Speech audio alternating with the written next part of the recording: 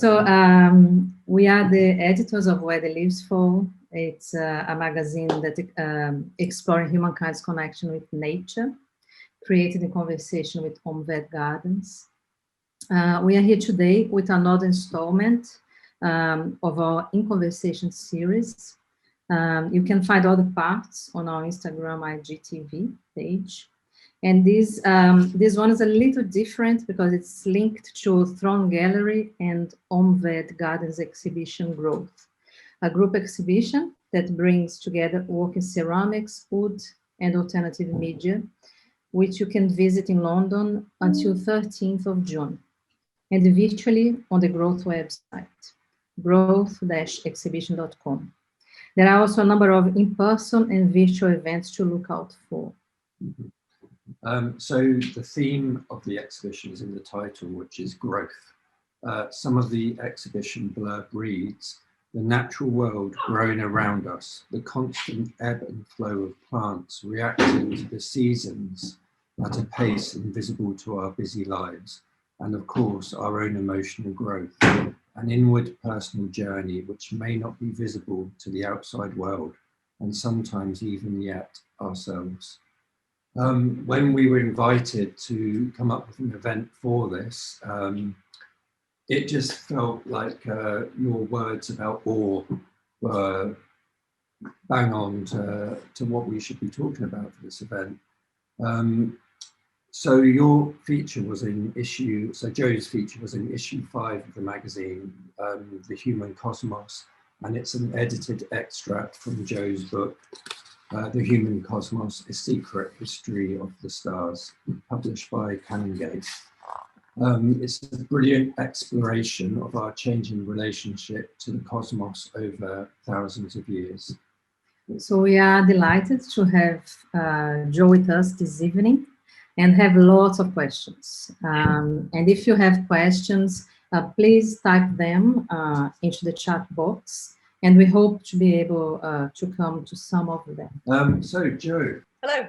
Hi, Hello. Jo. Hi, Jo. It is lovely to meet you. We've already had a bit of a pre-chat, so let's just crack on. We've already mentioned the feature you wrote for Where the Leaves Fall as an extract from your book, and how it's explored the feeling or the sense of awe. You describe how Canadian astronaut Chris Hadfield, with all of his training, still wasn't prepared for the feeling he had when he floated free from the International Space Station. He said, it seems, he was attacked by raw beauty, which is a lovely phrase. Can you talk about that and what it means? Yeah, hi everyone. Thank you so much for having me. This was an episode that I describe in the book where Chris Hadfield, the astronaut, this was his first spacewalk where he was coming outside of the International Space Station. And he talks about how he was completely technically prepared for this mission. You know, he'd been training for years doing spacewalks in the pool, flying different kinds of aircraft. This is something that he'd been sort of learning about and training for his entire life, pretty much.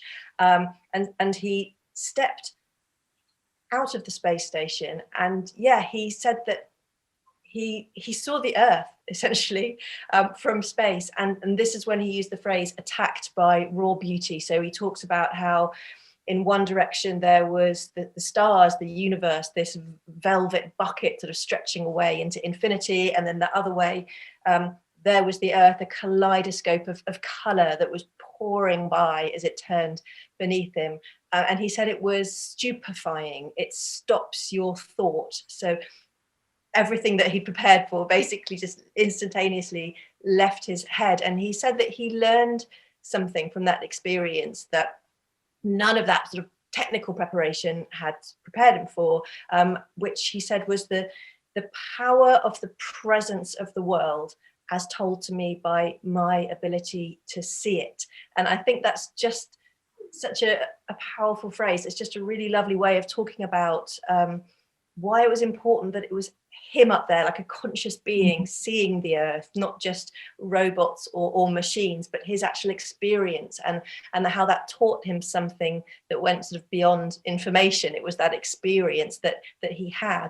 And this is quite a common experience that astronauts report when they go up into space and they look down on the earth. So it's called the overview effect. And these are hard-headed, technically trained people, very sort of, a lot of common sense, very practical. But when they come back from Earth, they're not talking about the sort of the information that they've learned particularly.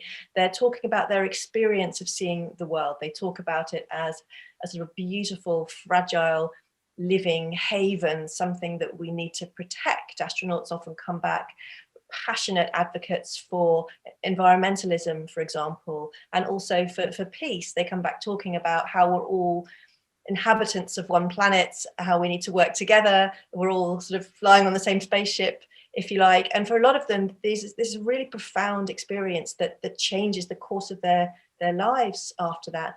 And psychologists now see this as a sort of quintessential experience of awe, the emotion of awe. And they define that as when we're confronted by, or the feeling you get when you're confronted by something that's vast, that's beyond your capacity to comprehend it, that doesn't really fit with your previous beliefs. And so something that's just so vast that it dwarfs you.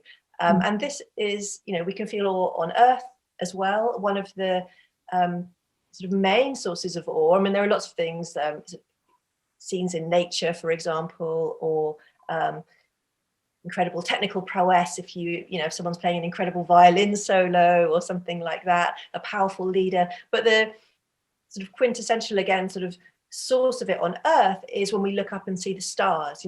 We look up and see this vast cosmos. And when psychologists want to study awe, probably the most common way that they induce awe in volunteers is by showing them the stars, or even just videos or photographs of the stars.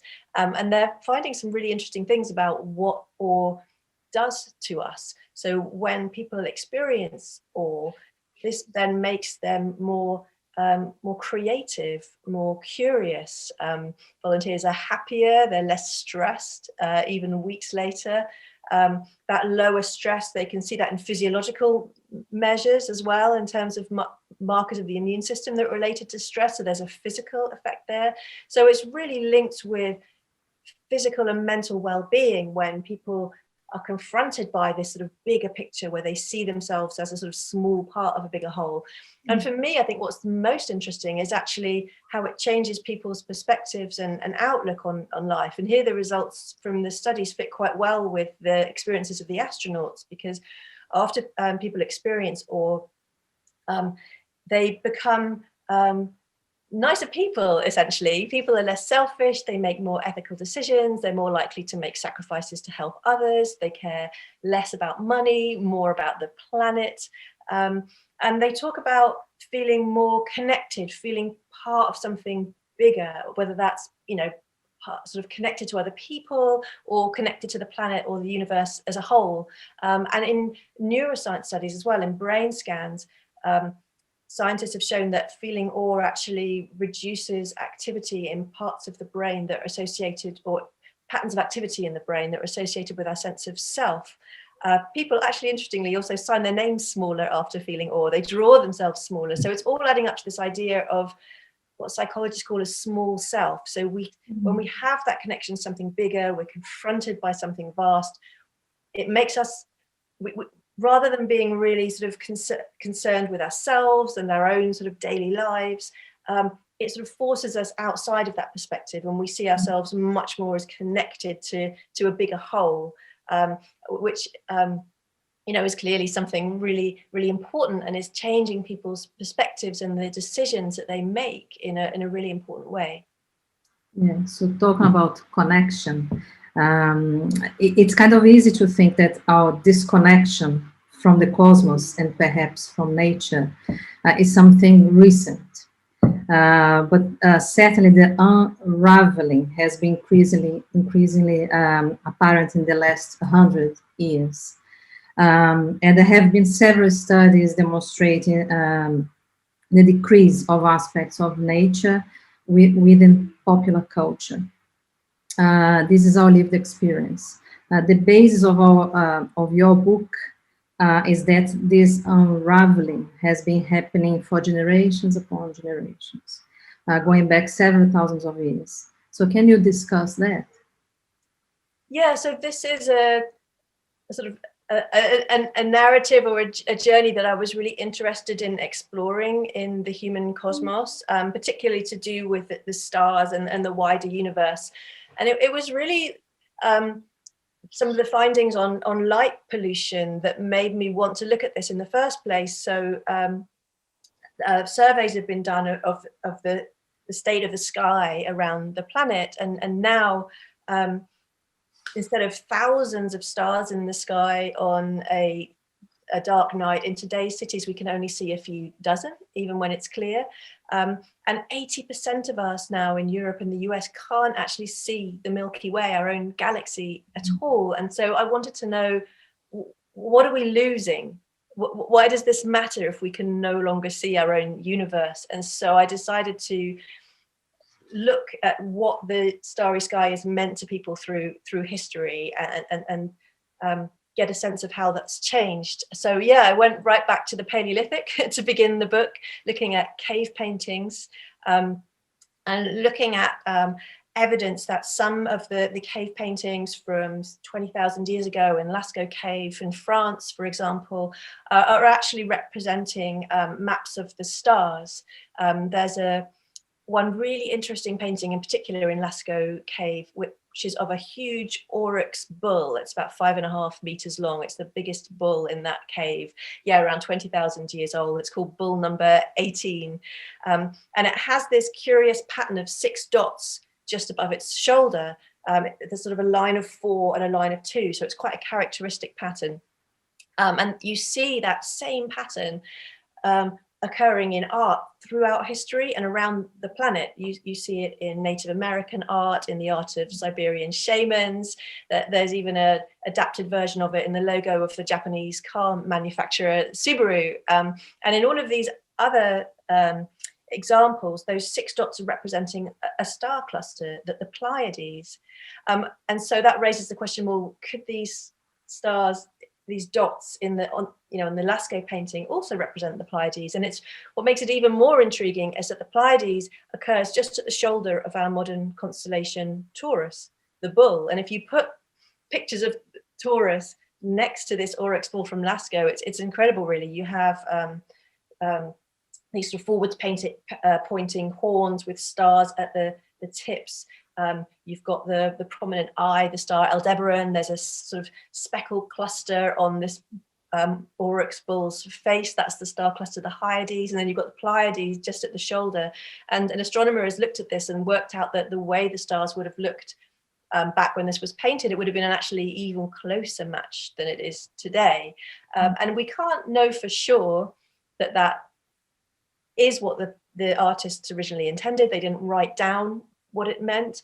But I sort of looked at sort of other lines of evidence around whether this bull might be representing the Pleiades in a similar star constellation. And we know from analysis of myths that can trace back, sort of using family trees of myths around the world, you can trace back to the origins. And that research has concluded that people were telling stories about the stars back in Paleolithic times. There's a particular story called the Cosmic Hunt, which is told in different versions all around the planet, about an animal being hunted and then it runs up into the sky and gets transformed into a constellation. This story appears around the planet with different animals, different versions of the story. But the researchers concluded that the original version of that story dates from Paleolithic times. So people were telling stories about the stars, and those stories can survive until now. So it's possible that this was the origins of the constellation Taurus. And we can also look at traditional communities, hunter-gatherer communities that live more recently. For example, the Chumash people who lived until recently in California. And anthropologists have found that these types of communities, the cosmos is absolutely central to their lives. They have stories based around it. There's religious beliefs. Their houses are often modeled on the cosmos. They're painting art around celestial themes. And this is because for them, what's happening in the sky is absolutely entwined with what's happening on Earth. The stars are circling around the celestial poles through the night, for example, and that's giving you your orientation, the direction that you're facing, your location on the planet. It's giving you a sense of time throughout the night. And then during the year as well, as the Earth moves around the sun, different constellations are rising and setting in the sky. They become visible at different times of year and different seasons.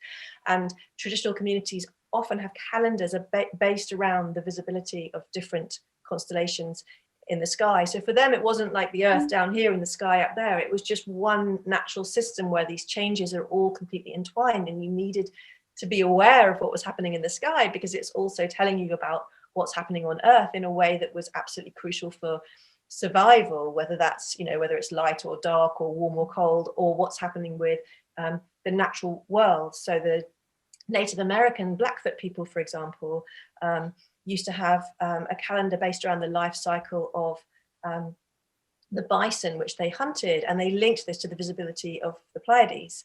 And so when the Pleiades set, for example, it was time to hunt.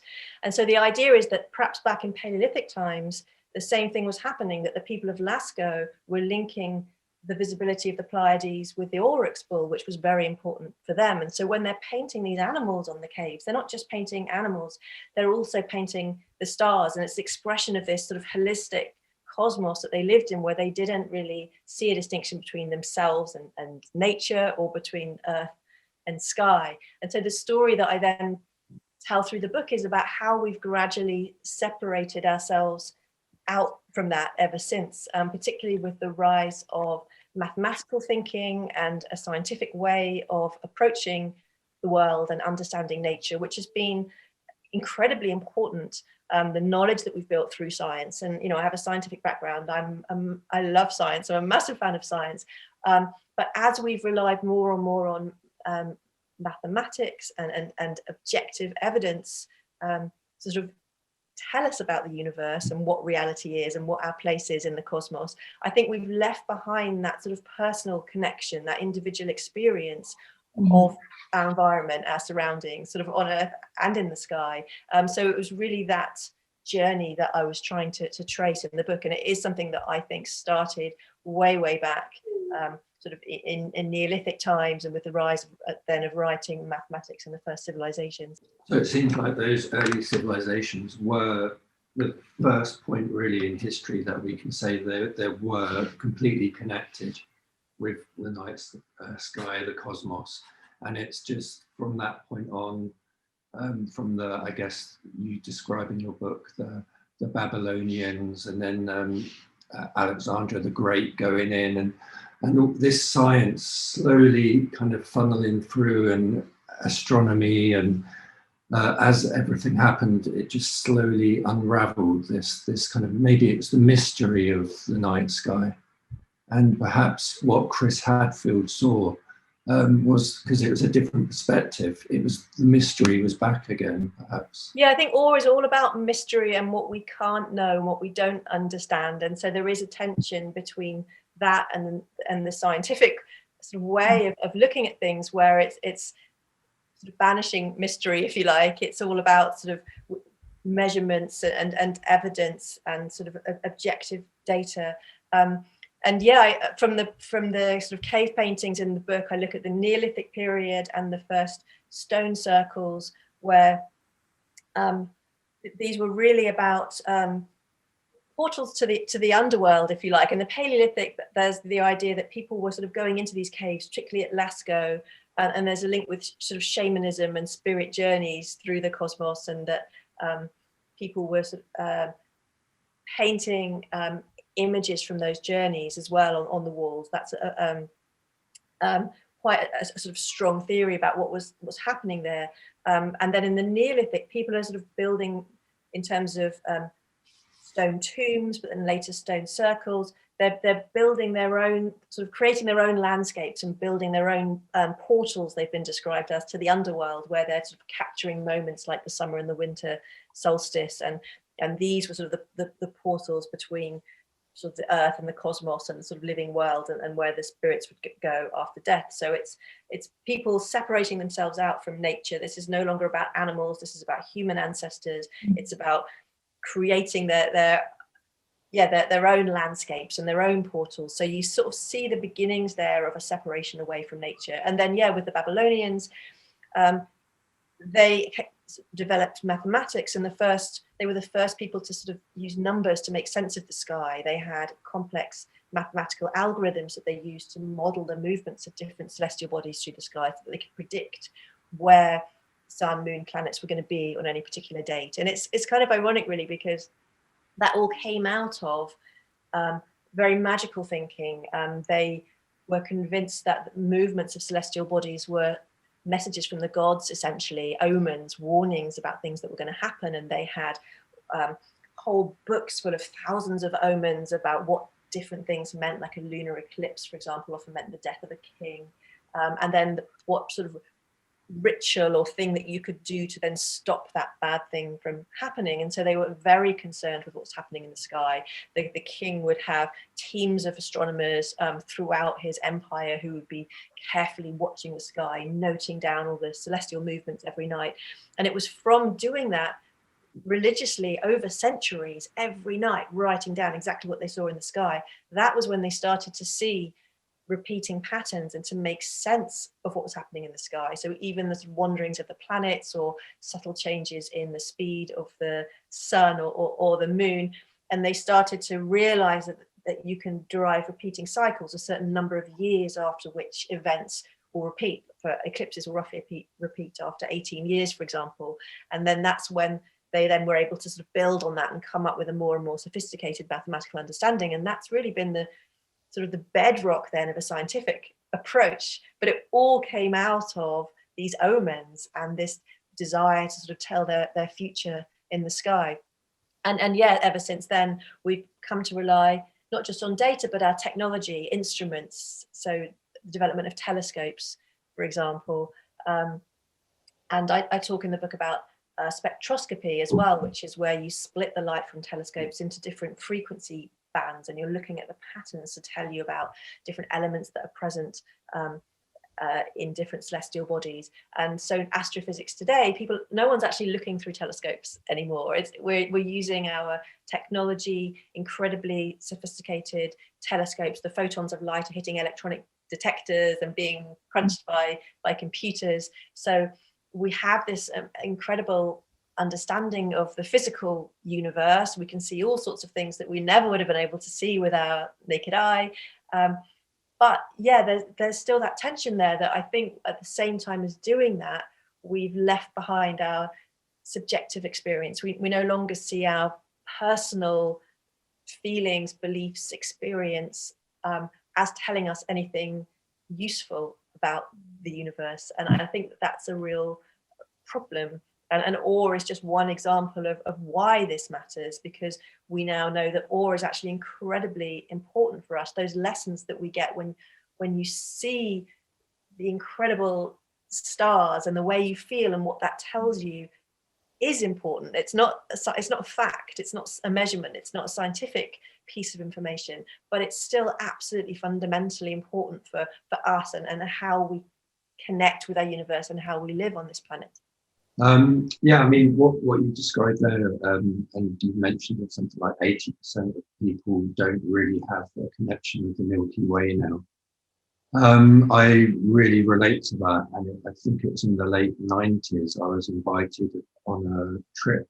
There was going to be a solar eclipse, and I was invited on a trip to Hungary to join a group of geographers, and we spent the afternoon walking up the top of a dead volcano, and we camped up there. And I remember a little bit drunk, I must admit, but I remember lying on the grass outside the tent, and I just looked up, and I've never seen anything like that in my life, and I don't think I've seen anything like it since as well.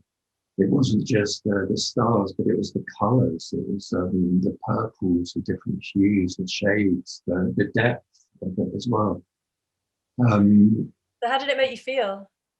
I mean, yeah, exactly. Apart from peace and stuff like in your life, it did that exact feeling that you described. It really made me connect with that sense of awe, that sense of connection as well. And you described us feeling a bit smaller from it as well. But I mean, we talked about what we can gain from that sense of awe. But what do you think we lose then from the disconnect? Yeah, so I think there's several different things. So yeah, awe is one, and I think that particularly because of what we now know about how that changes our priorities and the decisions that we make, we live differently, make different decisions when we experience awe. And I think the findings about how people care less about money and more about the planet, for example, is really interesting. People more likely to make sacrifices to help other people feeling more connected, people feel as if they have more time after experiencing awe. So the researchers who've done some of this work have warned of awe deprivation in modern society. So this idea that we're all looking at our small screens nowadays, and we are disconnected from nature. We've got our technology that means, we don't need to look at the sky to tell the time like we used to, or to navigate and find our way like we used to for entertainment, all of these reasons. So we don't need that. And with nature generally, we are disconnected. We're not getting that awe. We're not being confronted by these vast horizons of nature. And the researchers have warned that they think that is making us more selfish and more materialistic in modern society, just because we're becoming more and more sort of obsessed with our screens and our daily concerns, and we don't have those experiences of awe to kind of knock us out of that. So I think that's really important. But there are some other examples as well. So for example, I mentioned navigation. So it used to be that to find your way, you had to be very connected with your environment, both the terrestrial environment and the celestial one, and really be noticing and be familiar with what's going on around you. And a lot of that would also be to do with stories where you live, and stories about the stars, stories about your environment that you're using to find your way and to navigate. And there's been some interesting work done by neuroscientists looking at what happens when people use GPS to navigate.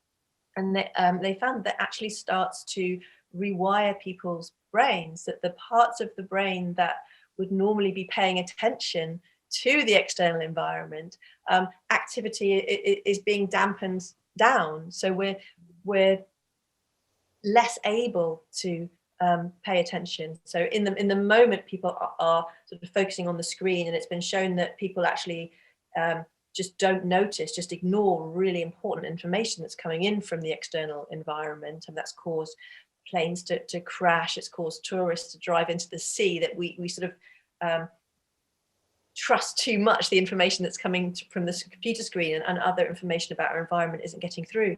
But this finding that it's actually changing people's brains long term as well raises the concern that we then might become less able to pay attention to those things and to navigate for ourselves. And just as if we're not exercising physically, if we're leading sedentary lives because of technology, we know that our bodies become less fit, and that can cause health problems. The concern now is that if we're too reliant on technology for intellectual tasks as well, then the same thing will happen to your brain. So the sort of equivalent of being unfit for your brain, we're less able to perform those cognitive tasks, and we're becoming less and less connected from our environment. So it becomes a kind of vicious circle, if you like. And there are whole communities, for example, the Inuit, who used to pass down traditional knowledge about their environment and about the stars as well to find their way and to navigate. They're now using motorized sleds and GPS, which is a lot more efficient, but they're losing all of that traditional knowledge from that community as they go along with it, because they don't need it for the navigation, but also these long sled rides when all of that traditional knowledge would get passed down through the generations. And it's not just practical knowledge, it's the myths and the stories and the history and the community that are being lost. And I think that's possibly something that's already happened to us in the West. And then just one other example is in terms of biological clocks. So we know that our physiology is cyclical, particularly with the sun. So the 24-hour rhythm of day and night is now known to drive biological clocks inside our bodies. So we have genetic clocks we've evolved that we follow. This 24-hour rhythm involves hundreds of genes inside our cells, and it's the sun that sort of sets the timing on that clock and keeps different clocks through the body synchronized. And that's everything from sleep patterns, obviously, but also digestion, blood pressure, in function of the immune system, even replication of DNA inside our cells. And biologists now know that when we're disconnected from that, when we're in dim offices during the day, or we're looking at bright screens too much during the night, or we're flying to different time zones, or we're doing shift work, that's really having quite severe consequences for physical and mental health. So that's everything from insomnia to depression to obesity, heart disease, even breast cancer. Shift work has been named as a probable carcinogen by the WHO, because of, we have the technology. We don't need to worry about the cycles of the sun in the way we live, but our bodies kind of still need that, and we pay the price if we become disconnected. And some research more recently that I think is really interesting is looking at the influence of the moon as well as the sun. So traditionally, biologists have sort of ignored the effects of the moon. It's been seen as a bit sort of pseudoscientific, because there are lots of folk stories about the influence of the moon, and they've concentrated on the more obvious sort of light and dark patterns of the sun. But there's now quite a lot of evidence, particularly in marine species. There's molecular biological studies have been done showing they also have lunar clocks with hundreds of genes. Their expression varies according to cycles of the moon. And that hasn't been shown yet in land animals. The research is at a very early stage, but there are lots of examples of terrestrial species that reproduce, for example, according to lunar cycles. So the Serengeti wildebeest, for example, time conception according to the phase of the moon, so that the calves are born in time for the mass migration in the spring. There's a North American bird called the whippoorwill, where the chicks are born at the new moon, so that 2 weeks later, when they have their highest energy demand, it's full moon, and the adult birds have got the moonlight in order to hunt. There are plants as well. The Peruvian apple cactus has these huge flowers that only open at full moon for pollination by local bees. So the moon is actually emerging as a kind of global synchronizer, if you like. All sorts of species, where either when different individuals need to coordinate for mating and reproduction, for example, or do you need different species, one's pollinating another, they're quite often using the cycles of the moon. And there are some suggestions, and it's long been discussed, well, is that true for us as well? Menstrual cycles, for example, the average length of the menstrual cycle is just the same as the lunar month.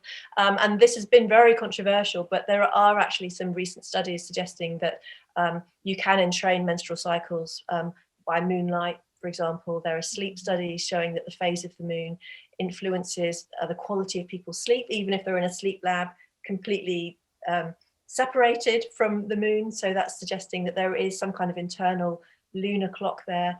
And there's some really interesting work suggesting that we might actually have a magnetic sense, and that might be another way in which our bodies are sensing the movements of the moon. A couple of years ago, there was a study in patients with bipolar disorder, where so these patients have sudden switches in mood between sort of high and low mood, and that's known to depend or to be sort of triggered by changes in patterns of sleep. And so these patients recorded the timing of their sleep and of their mood shifts over years, and it was shown that this is actually being driven by lunar cycles and not the phase of the moon that you can see in the sky, but tidal cycles, the position of the moon in the sky. So that's to do not with light, but to do with gravitational effects. And there isn't a clear mechanism for that yet, but one possibility is through magnetic changes, because the position of the moon in the sky, you get these sort of tidal ripples in the Earth's magnetic field. So again, really early stage of that research. It's something that scientists really haven't paid attention to, but more and more we're realizing that our bodies are, much more connected to the wider cosmos. We are dependent on these celestial cycles. Yeah. And I haven't even started to talk about wildlife as well. Light pollution is devastating for wildlife. A couple of years ago, scientists said that light pollution at night is a global threat on a par with climate change because of how it's devastating reproduction, hunting, growth, all kinds of behaviors of different animals, from birds to mammals to insects. So yeah, we are part of this bigger cosmos, whether we like it or not. So I'm going to ask you two questions now. One from the chat box that's kind of similar to the next question I was going to ask. It's from Karen. She's asking, can we get our night sky back? And the question I was going to ask as well is, how important do you think it is to have dark sky reserves and parks within reach of urbanized areas? Yeah, so I think that's really important. Not the whole story, but really important. And there are, quite a few now in the UK, dark sky parks and reserves, in Northumberland, in the Brecon Beacons in Wales, Galloway in Scotland, South Downs National Park, Exmoor. So we do have these parks. So I think that, it's really important to support those, and hopefully that's going to become a sort of a growing thing where we can sort of expand those and protect more areas of the sky. I think it's, we often talk about the importance of conserving nature, and we think of nature as something that's on Earth, and the sky isn't really part of that. And I think it's really important that we should see the sky and our view of the stars as a really important part of our natural environment. From a cultural heritage point of view, I mean, the stars have been so important in inspiring humanity, our religion, our philosophy, our art, political ideas I look at in the book, as well as science. And then, so we've got that sort of cultural heritage aspect that I think really needs to be preserved. But then also, yeah, all of these sort of reasons in terms of the importance of dark skies for wildlife, but then their importance for our physical and mental health as well. So just because, there's not sort of living ecosystems up in the sky, I mean, there may be, but we don't know of any yet. I think it's still a really, really important part of the natural world. And so that's something that I think we need to try and bring back more into sort of political discussion, so it's taken more seriously. So often dark skies are seen as something that is just important for astronomers and for their sort of scientific research, and that is really important, but it's much more, I think, something that every one of us should have the right to see our own cosmos and a dark sky, and to see the stars, and we need to frame it sort of more in those terms, I think, rather than a sort of niche thing for the astronomers. And something else that's really worrying, as well as light pollution, is all of these mini satellites that are now being launched into the sky. So the Starlink project, for example, that thousands of these small satellites are being launched, and the concern is that the way that they reflect the light means that they're then visible from Earth. And I think it's not going to be long before they actually outnumber real stars in the sky.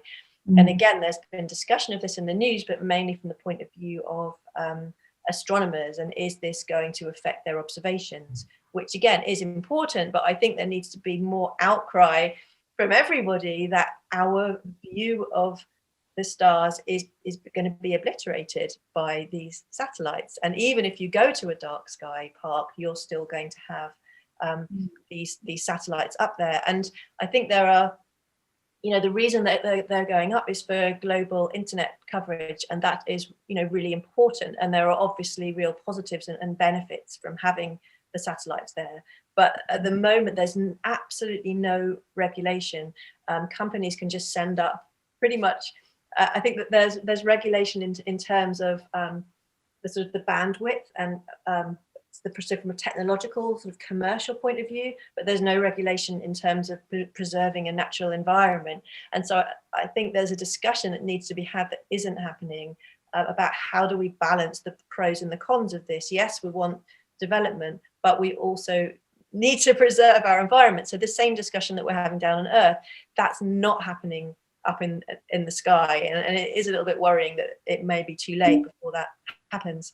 And then the other thing that I was just going to say on that point is, so we have the dark sky reserves, which is really important, but I think we can all think about ways in which we can connect with the sky where we are in our local environment as well.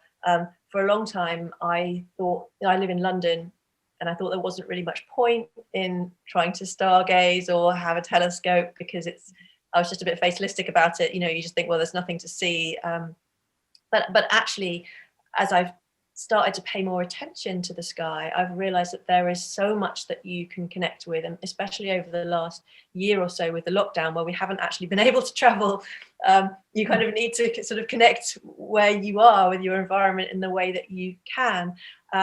And I've realized that actually the different planets and their movements you can follow, and that tells a real story.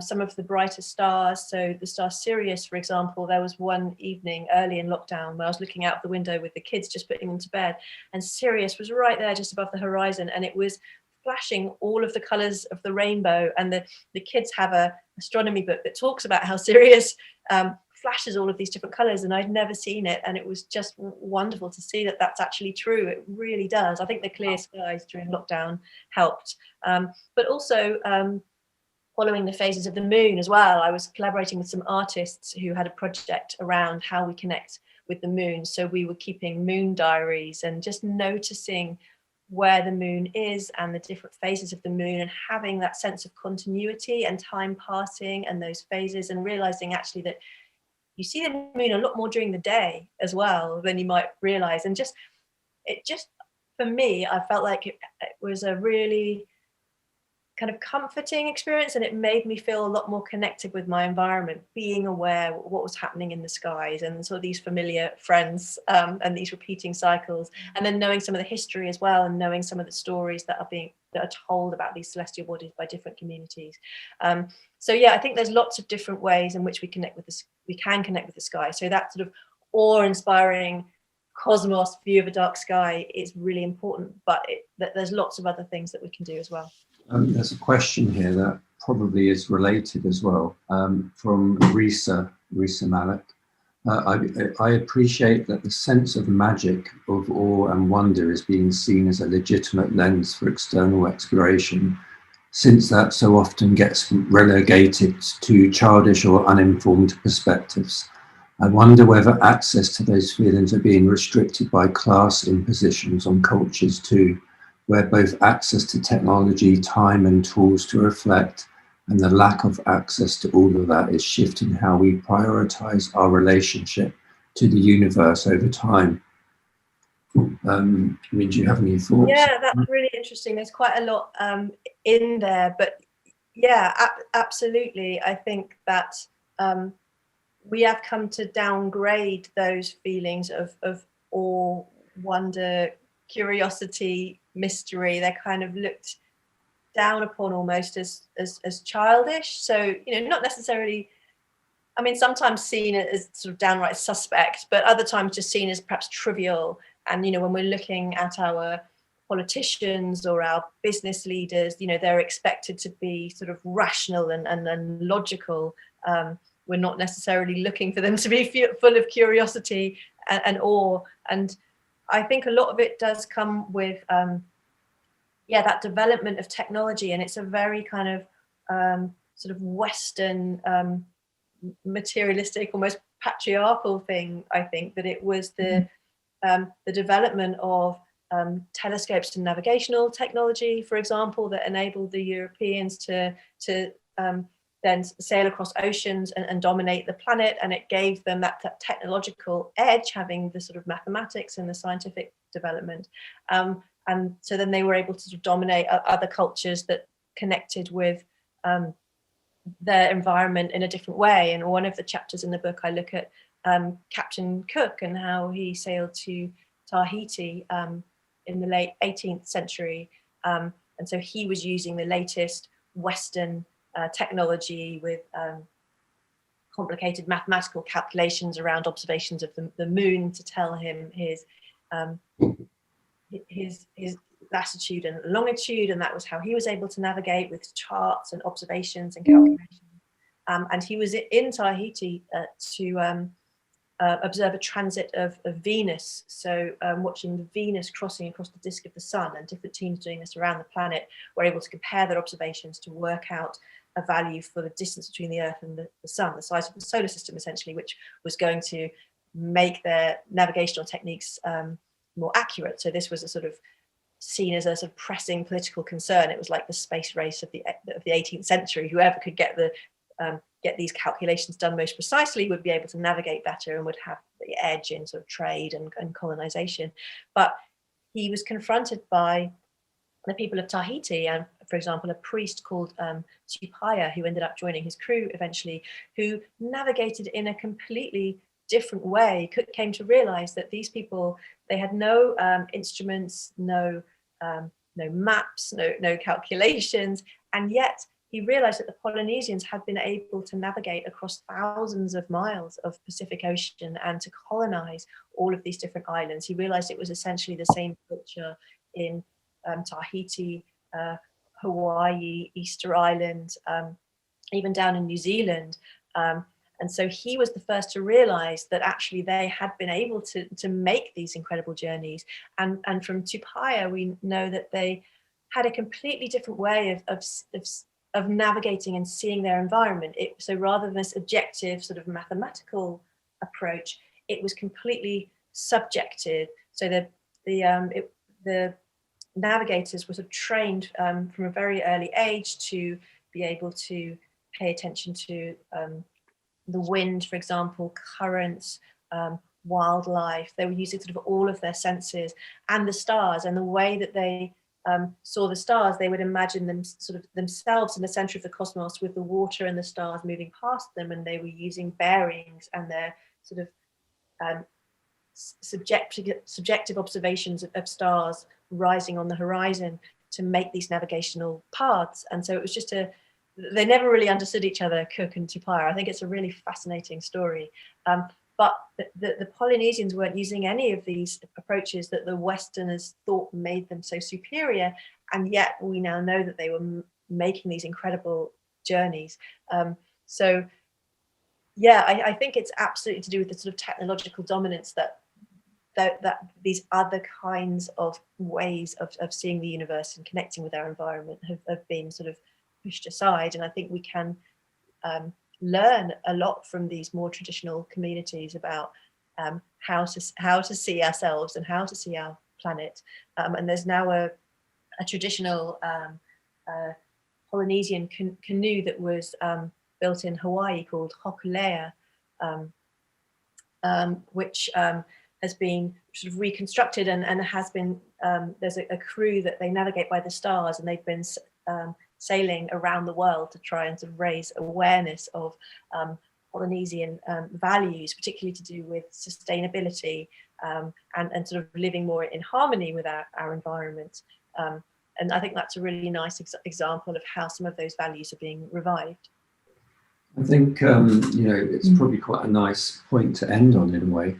But to summarize, I think the story of the Polynesians and the idea of the boat being stationary almost and everything passing around them, you qualify that in your book as well, or sort of make it more apparent to us by saying, it's clearly not the sun rising and setting.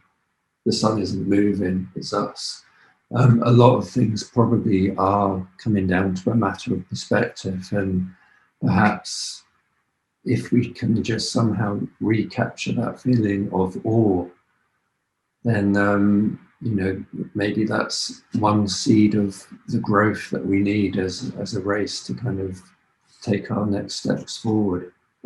Yeah, absolutely. I hope so. I mean, I think that we've we've sort of gone from one extreme to the other. We've started with this holistic, very subjective, personal connection with the universe, and we've kind of thrown that out and gone over to a very sort of evidence-based scientific view. Just the word cosmology, it used to be about what is the universe, where did it come from, what how do we fit within it, and now it's pretty much a branch of mathematical astronomy. That's where we get our sort of knowledge and wisdom about the universe. And so I think it's about how do we bring those two things together. You know, embracing awe and mystery, I don't think should mean throwing out science, but there's, you know, it's about how do we bring both of those things together and realize that, you know, yes, we can be rational and scientific and logical, but we're also human beings, and we also need that personal connection, and that our sort of first person direct experience is what makes us human. That's kind of why we're here, and that's and the knowledge that we get from that is really, really important as well. Brilliant. Well, thank you, Jo. Thank you very much. And we will put this recording on our Instagram, IGTV channel, and probably YouTube as well. So if there's anything you'd like to go back to in this, because there's a lot of information there, then yep, you'll be able to. And there's a lot more in the book. Yes, there's a lot more in the book. Yeah, that I wasn't able to touch on today. So It's amazing. Yeah. Brilliant. Thank you, Thank you Jo. very much. Thanks, you, everyone. thank you. Thank you. Bye.